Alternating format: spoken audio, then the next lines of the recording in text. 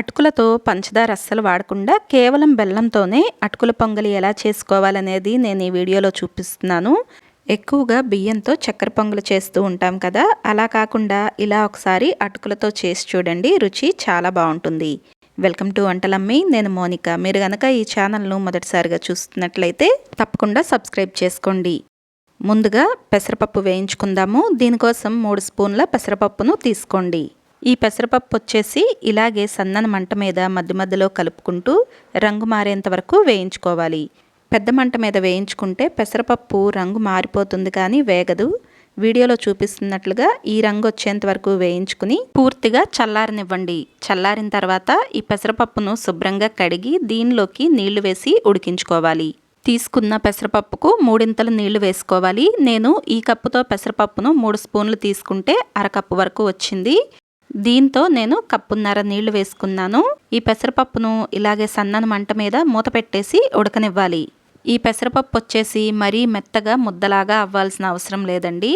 మంచిగా ఉడికి చేత్తో పట్టుకుని చూస్తే వీడియోలో చూపిస్తున్నట్లుగా ఇలా నలిగితే సరిపోతుంది. మరీ మెత్తగా ఉడికించుకున్న బెల్లం పాకంలో దీన్ని వేసి ఉడికించుకునేటప్పుడు బద్దగా లేకుండా పూర్తిగా పాకంలో కలిసిపోతుంది. ఇలా దీన్ని ఉడికించుకుని పక్కన పెట్టుకున్న తర్వాత 1 కప్పు అటుకులను తీసుకోండి. ఈ అటుకులు వచ్చేసి లావువైనా సన్నగా ఉండేవైనా ఏ అటుకులైనా తీసుకోవచ్చు. ఈ అటుకులను తీసుకునే ముందు ఒకసారి ఇలా జల్లించుకుని తీసుకోండి. అటుకుల్లో పొడిలాగా ఉండేవి ఉంటుంది కదా, అది మొత్తం పోతుంది. ఇలా జల్లించుకున్న అటుకులను పక్కన పెట్టుకోండి. వేరొక ప్యాన్లోకి 3/4 కప్పు బెల్లం తురుమును వేసుకోండి.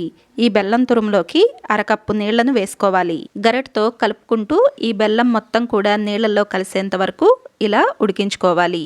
మీరు తీపిని ఎక్కువగా ఇష్టపడే వాళ్ళైతే బెల్లంను ఇంకాస్త పెంచి కూడా వేసుకోవచ్చు. మామూలుగా అయితే మనం తీసుకున్న కప్పు అటుకులకు 3/4 కప్పు బెల్లం తురుము సరిపోతుంది. అలాగే నేను ఇక్కడ ఈ పొంగల్ని పూర్తిగా బెల్లంతోనే చేస్తున్నాను. మీరు కావాలంటే పూర్తిగా పంచదారతో కూడా చేసుకోవచ్చు, లేదా బెల్లం పంచదారను చెరసగంగా తీసుకుని చేసుకున్నా కూడా రుచి బాగుంటుంది. ఇలా వేసుకున్న బెల్లం మొత్తం కూడా నీళ్లలో కరిగిపోయి వీడియోలో చూపిస్తున్నట్లుగా నీళ్లు కాస్త తెల్లకాగేంత వరకు ఉంచుకోండి. ఇలా 1-2 పొంగులు వచ్చేంత వరకు మరిగించుకుని స్టవ్ ఆపేసి ఈ పాకంను పక్కన పెట్టేసుకోండి. తర్వాత వేరొక ప్యాన్లోకి 2-3 స్పూన్లు నెయ్యిని వేసుకోండి. దీనిలోకి ఒక 10 వరకు బాదం ఇలా బద్దలుగా చేసి తీసుకోండి. ఒక 10 నుండి 15 జీడిపప్పు, కొద్దిగా కిస్మిస్, వీటిని తీసుకుని వేయించుకోవాలి. ముందుగా జీడిపప్పు బాదం కలిపి కొద్దిగా వేగనిద్దాము. ఇవి కాస్త వేగేటప్పుడు దీనిలోకి ఎండు కొబ్బరి ముక్కలను వేసుకోవాలి. ఈ ఎండు కొబ్బరి ముక్కలను చిన్నగా చేసుకుని వేసుకోవాలి. మీరు ఎండు కొబ్బరి బదులుగా పచ్చి కొబ్బరిని కూడా తీసుకుని వేయించుకోవచ్చు. వీటిల్ని సన్నని మంట మీద కాస్త రంగు మారేంత వరకు వేయించుకోవాలి. ఇలా రంగు మారటం మొదలైనప్పుడు దీనిలోకి కిస్మిస్ వేసుకుని వీటన్నింటినీ కూడా సన్నని మంట మీద నిదానంగా రంగు మారేంత వరకు వేయించుకోవాలి. ఇవి మంచిగా వేగిన తర్వాత వీటిల్ని ఒక గిన్నెలోకి తీసుకుని పక్కన పెట్టేసుకోండి. మిగిలిన ఈ నెయ్యిలోకి మనం జల్లించి పెట్టుకున్న అటుకులు ఉన్నాయి కదా, ఈ అటుకులను వేసుకుని అటుకులను సన్నని మంట మీద నిదానంగా వేయించుకోవాలి.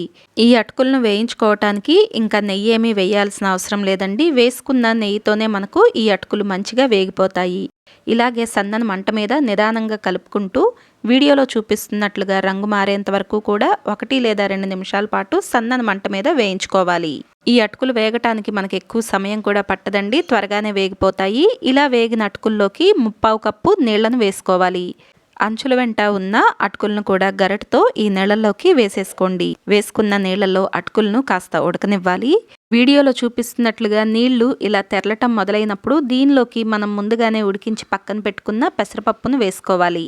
అలాగే బెల్లం పాకంను కూడా వేసుకోవాలి. బెల్లం పాకం వేసుకునేటప్పుడు ఇలా జల్లెడలో నుండి వడకట్టుకుంటూ వేసుకోండి. ఇలా వడకట్టడం వలన బెల్లం పాకంలో రాళ్ళు, నలకలు లాంటివి ఏమైనా ఉంటే జల్లెడలోకి వచ్చేస్తాయి. ఇలా బెల్లం పాకం వేసుకున్న తర్వాత ఈ మొత్తాన్ని ఒకసారి కలిసేలాగా కలుపుకోండి. ఒక 1/2 నిమిషం పాటు లేదా వేసుకున్న పాకం సగం అయ్యేంత వరకు మంటను మీడియం ఫ్లేమ్లోకి పెట్టుకోండి. చిటికెడంత ఉప్పు, 2 దంచిన యాలకులను వేసుకోండి. ఉప్పు వేయటం వలన మనకు తీయదనం బాగా తెలుస్తుందండి. ఇలా వేసుకుని ఈ మొత్తాన్ని కలిసేలాగా కలుపుకోండి. వేసుకున్న పాకం ఎగిరి సగం వరకు అయిన తర్వాత మంటను పూర్తిగా తగ్గించేసి సన్నని మంట పైకు పెట్టుకోండి. అవసరమైతే మధ్య మధ్యలో ఇలాగే గరిటతో కలుపుకుంటూ ఉండండి. వేసుకున్న బెల్లం పాకం ఎగిరేలోపు మనకు అటుకులు పూర్తిగా ఉడికిపోతాయండి. ఇలాగే మధ్య మధ్యలో కలుపుకుంటూ ఉండండి. వీడియోలో చూపిస్తున్నట్లుగా ఇలా మనం వేసుకున్న పాకం దాదాపుగా ఎగిరిపోయి దగ్గర పడినప్పుడు ముందుగానే వేయించి పెట్టుకున్న జీడిపప్పు, బాదం, కిస్మిస్, ఎండు కొబ్బరి ముక్కలు ఉన్నాయి కదా, ఈ మొత్తాన్ని దీనిలోకి వేసుకోండి. అలాగే 1-2 స్పూన్లు నెయ్యి, పచ్చకర్పూరం వీడియోలో చూపిస్తున్నంత కొద్దిగా వేసుకుంటే సరిపోతుంది. ఇలా వేసుకుని ఈ మొత్తాన్ని కలిసేలాగా కలుపుకోండి. పచ్చకర్పూరం మీకు అందుబాటులో ఉంటే వేసుకోండి, లేదంటే యాలకులు వేసుకున్నా సరిపోతుంది. నెయ్యి మీకు నచ్చితే ఇంకాస్త పెంచి కూడా వేసుకోవచ్చు. నెయ్యి ఎక్కువగా వేయటం వలన మనకు ఈ పొంగల్ రుచి మరింత పెరుగుతుంది. ఇలా ఇవి వేసుకుని 1 నిమిషం పాటు స్టవ్ పైన ఉంచుకోండి.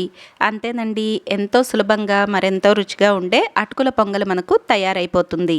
ఎప్పుడూ చేసేలాగా బియ్యంతో కాకుండా ఈసారి ఇలా అటుకులతో పొంగల్ని చేసి చూడండి. చేయటానికి సులభంగా ఉంటుంది, రుచి కూడా చాలా బాగుంటుంది. పండుగలకైనా, ప్రత్యేకమైన రోజులకైనా, లేదా ఎప్పుడైనా స్వీట్ తినాలనిపించినప్పుడు కానీ చాలా తేలిగ్గా ఈ పొంగల్ మనకు తయారైపోతుంది. ఈ అటుకుల పొంగల్ తయారీ విధానం మీకు నచ్చిందా? అయితే ఈ వీడియోని లైక్ చేయండి. మీరు కూడా ఒకసారి ఇలా అటుకులతో పొంగల్ని తయారు చేసి మీకు ఎలా అనిపించిందో కమెంట్ చేయండి. ఈ వీడియోను షేర్ చేయండి. Thank you for watching.